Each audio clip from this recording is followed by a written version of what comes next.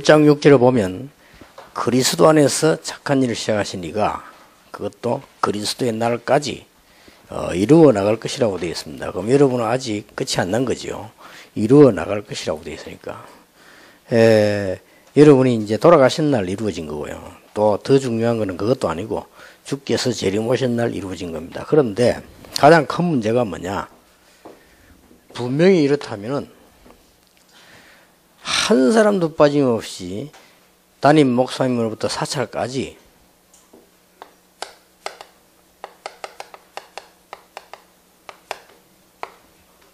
나의 전도 결단이 나와 있어야 돼요. 그거 안 나와 있다는 것은 안 맞다는 거거든요. 하나님하고. 되고 안 되고 어떻게 할 것이냐는 그 다음 얘기고, 예를 든다면 내가 한국에 살고 있는데 아프리카에 대해서 내가 어떻게 결단할까, 이까지는 안 해도 괜찮습니다. 내가 한국에 살고 있으면 한국에 대한 결단을 내려야 되는 거고, 아프리카 살고 있는데 굳이 미국을 걱정할 필요는 없습니다. 아프리카 산다면 아프리카에 대한 결단을 내야 되겠죠. 그게 하나님 뜻이죠. 그래서 가장 기본적인 걸 안 하고 있기 때문에요. 꼭 저거는 한 해가 가면 내야 되는 결단입니다. 그리고 매일 내야 되겠습니다만은 여러분 인생 또 시간표, 개인 시간표 따라서 내야 되는 겁니다. 그래서 그것도 가장 하나님 앞에서요. 또 여러분이 가장 교회를 위하여, 또 여러분의 현장을 위해서 결단을 내야 됩니다. 큰 결단을 내도 됩니다. 사람 따라서요. 그래서 이제 저는 원래 이 1천만 제자란 결단을 냈습니다만은 실제로 내가 어떻게 전도할 것이냐, 이 결단을 내고 보면 많은 것이 보입니다. 많은 것이 보이는데 특히 뭐가 보이느냐? 사람이 보입니다. 그래야 되지. 여러분이 이게 그냥 하루하루 있으면요, 성령 인도하고 상관없잖아요, 사실은. 그리고 이제 이걸 좀 고민을 세우기 전에 좀 계속하라는 이유는 그렇게 가치 없는 일이 아니기 때문에 신중하게 생각을 해야 되는 거죠. 또 그렇게 쉬운 일도 아니잖아요. 그럼 우리 결단을 딱 내야 되지. 자꾸 뭐 엉뚱한 거 맨날 쳐다보고 있으면 안 되죠. 이 결단을 내리는 데는 세 가지를 꼭 참고해야 됩니다.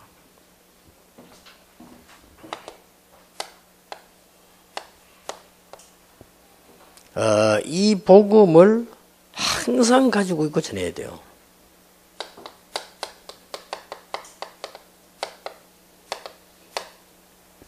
이 원색 복음을 항상 가지고 있어야 됩니다. 색깔이 있으면 안 돼요. 딱 원색 복음을 그대로요. 내가 진짜 다른 색깔이 있나 없나를 보고요, 늘 원색 복음을 가지고 있어야 성령이 역사하시게 되어 있습니다. 원색 복음을 딱 가지고요. 이제 이 복음을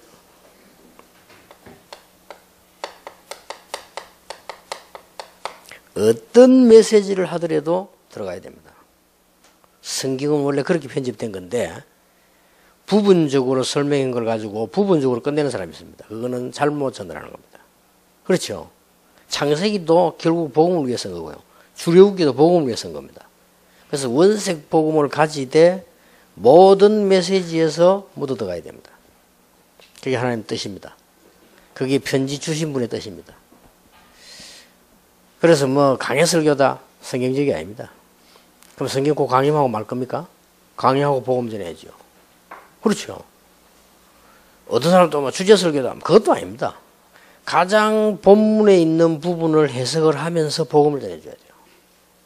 그렇잖아요. 그러니까 뭐 저거 멋대로 만들어가지고 설교를 한다, 뭐 잘한다, 못한다, 뭐 그거는 나중에 되면 열매 하나도 안 납니다. 그래서 원색 복음을 가지고 하되 모든 메시지 속에 들어가야 된다. 그 다음에 이제 자꾸 억지로 하면 안 돼요.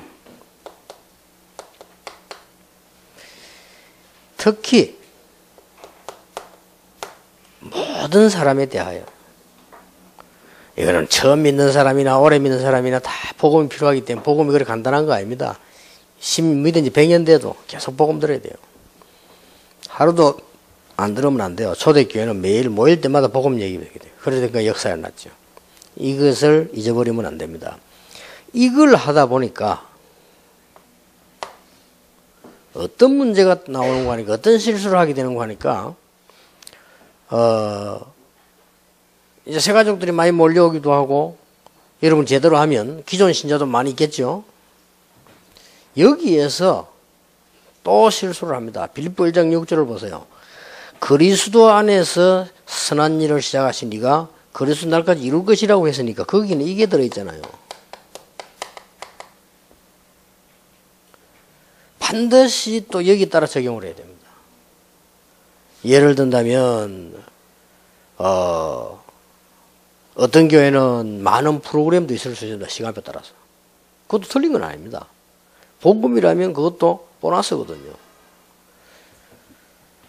또 이건 못 맞춰가지고 또 실수하겠습니다. 그리고 또 어떤 사람도 이런 말 합니다.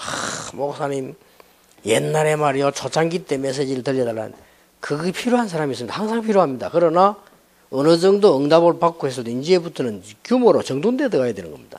그렇죠? 그것도 시간표를 못 본 거란 말이에요. 그래서 언제든지 빌립보 1장 6절 말씀 속에는 복음도 들어있지만 이게 들어있다고요. 시간표가요. 시간표가 들어있기 때문에 쉽게 말하면 개인의 시간표 들어있고 반드시 교회의 시간표 있고 우리 본부 단체의 시간표 있잖아요. 이거를 딱 참고해야 되는 거지. 이렇게 복음이 원색 복음이면서도 시간표에서 이렇게 여러분이 심부름을 해줘야 됩니다. 그러면 여러분이 내린 이 결단이 절묘하게 다른 사람 모르는데 응답을 받게 됩니다.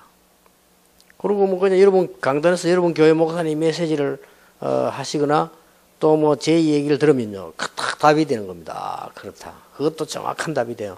이렇게 하나님은 시간표를 움직여 나가시는 분이다. 자, 이런데 지교회를 이제 많이 열고 하다 보면 새 가족이 막 몰려옵니다. 이래가지고 말이죠, 예원교회 집사님 만나가지고 메시지 드리니까 이게 맞단 말이에요. 주를 받아 살았어요. 와보니까 막 어느 날 강단에서 목사님이 막 흥금하는데 뭐라 한단 말이에요. 자기하고도 안 맞죠. 그래서 빨리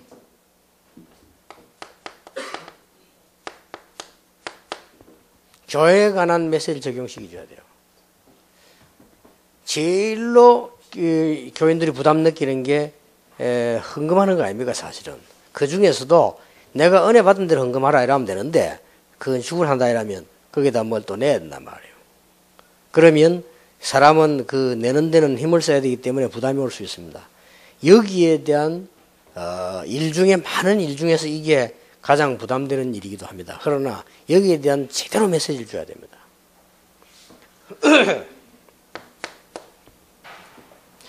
복음 없는 교회당은요, 이거와 다를 바 없습니다. 복음 없는 교회당은 우상이나 다를 바가 없어요. 예루살렘 1, 2, 3 성전. 처음에는 그리 짓지 않습니다. 복음 가지고 지은 사람은 다윗밖에 없습니다. 그런데 그 뒤에 복음이 없어지니까 성전을 우상시켰단 말이에요. 그러니까 절묘하게 하나님이 시켜가지고 바벨론에서 불태워버렸죠. 바벨론에 불태웠는데 그거 회복해 와가지고는 또 우상이 됐어요. 또 우상이 됐는데 제3성전은 이 성전이 없어지기 전에 벌써 3성전은 헤롯이 지었다. 그래서 헤롯 성전이라 이렇게 하죠. 그 헤롯이 이제 이상한 왕인데 가만 보니까 백성들 민심을 움직이려고 제2성전을 헐고 제3성전을 지었다니. 그게 헤롯 성전입니다. 예수님 당시의 성전. 이 전부 우상이요. 그러면 되겠습니까? 복음 있는 교회당이, 복음 있는 사람이 교회를 짓는다면 어떤 수준이 되느냐? 천국은 아니라도요, 천국 수준이에요. 그러니까 최고 축복이 되는 겁니다. 이거를 반드시 각인시켜야 돼요. 그러니까요, 최고 축복이 되는 겁니다. 만약에 여러분의 교회가 복음 전할 교회가 맞다면 성전 짓는다, 그것처럼 축복이 없어요. 예원교회가 끝까지 주님 재림 오신 날까지 복음 전할 교회가 맞다면 교회당 짓는 것만큼 축복이 없어요. 그렇죠? 이것만큼 축복이에요. 그리고 마지막으로 말해줘야 됩니다. 결국은 남는 거는 문화입니다. 적어도 교회가 그 지역에 문화로 남아야 됩니다. 이게 하나님 뜻입니다. 여러분 교회 옆에 큰 절간이 있어보세요. 그러면 절간 문화 되어버립니다. 여러분 교회에 어마어마한 궁궐 같은 천리교 있다. 그러면 천리교가 문화 되어버립니다. 어쩔 수가 없다니까요. 그러니까 고린도 거기에 아폴로다이라는 큰 신전이 있으니 그게 문화요 그냥. 그러니까 바울이 그걸 깨려고 한 거죠. 그런 성전을 짓는다면 하나님 축복하실 수밖에 없죠. 이거는 불신자들은 못 알아듣는 말이지만은 자칫 잘못하면 오해됩니다. 이 신자가 믿음이 탁 들어가다 싶거든 딱 이 얘기를 해줘야 돼요. 교회에 일어나는 일도 복음 성취의 한 부분이라. 그럼 그 축복 속에 당신이 들어가는 것입니다. 그게 굉장히 중요하다.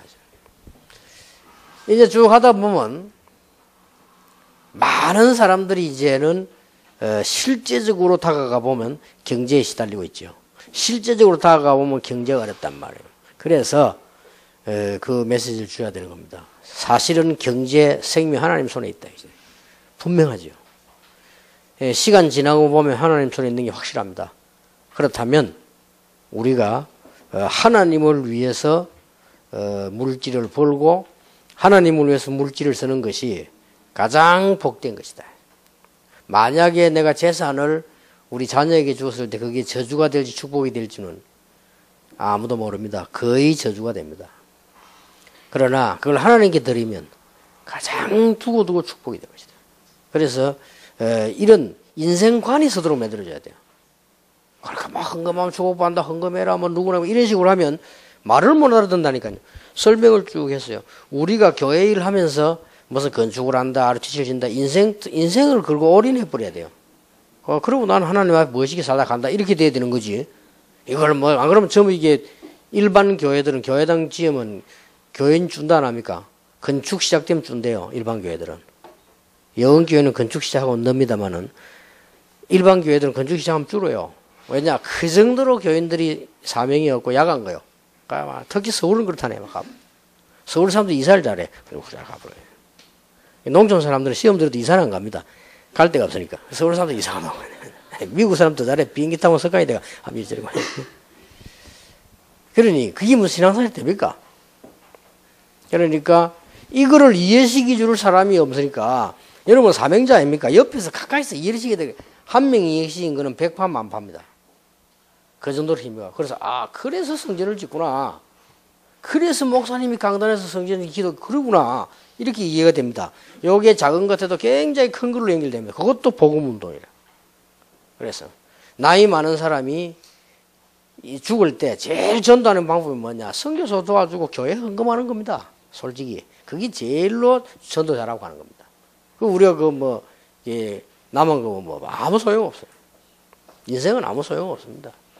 그렇기 때문에 여러분들이 조금 응용을 하셔야 돼요. 나의 전도를 결단 내려다 내 혼자 알아서 한다 이렇게 생각합니다. 그 말이 절대 아니지요. 완전 복음에다가 개인과 교회와 단체 시간표를 딱 보면서 나의 결단을 내는 거고, 특히 교회에 대한 일들 그걸 보면서 결단을 내는 겁니다. 그리고 특히 이게 성전 짓는 교회는 더 그래요. 옛날에 울산에서 그런 일이 있었잖아요. 교회당 부모님은 예수 안 믿는데 아이들이 이제 교회 가자. 얘가 복음이 바로 들어가나 이런 그런 애들 있잖아요. 그래서 얘가 말이죠. 뭐 자꾸 토요일은 못 되면 교회 간다길래 부모님이 굉장히 엘리트예요. 얘가 어디 가냐면 살 따라가봐. 가서 보니까 자기들끼리 모여가 막 눈물로 막 기도해요. 그럼 뭐를 쳐야 되는? 자기 처음 봐 자기 애가 우는 거를. 그래가지고 애 부르고 집에 들어가 물어봤더니 뭐냐 자기들 교회 짓다가 빚을 못 갚아가지고 자기들 기도하네. 그래서 저 아버지 야 너희들은 무슨 그 기도한다고 되냐. 어른들이 갚아야 되는 거지. 그 어른들이 힘을 다해 없다. 그 아버지 감동받았어요. 불신자 헌금했어요. 불신자 얼마 모자랐는데 물어보면 자기인데는 별거 아니거든. 돈 많은 사람. 그걸 알았다면서. 자기 아버지 불신자 헌금했다니까. 불신자 헌금은 헌금이 아니지. 기부지. 기부금도 하나님 받으신다 이거야. 이만큼 여러분 그 한 사람들의 그 중심이 중요합니다. 그래서 여러분들이 꼭 이 시대에 꼭 쓰임 받는 오늘 아직 결단 안 내리세요.